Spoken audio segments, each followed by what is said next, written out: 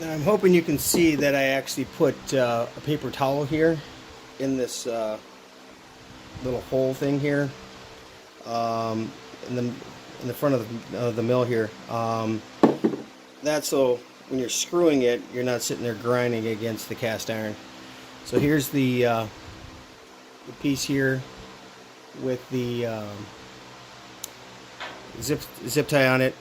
Again, like I said, you can just take it, clip it, and what you do is just take this nut and see how I'm putting pressure right here, and I'm just turning the screw and letting the screw do the work on pushing that sleeve out of there.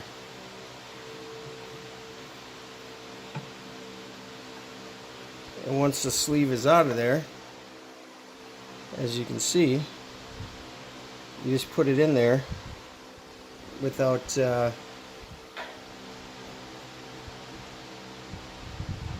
damaging it.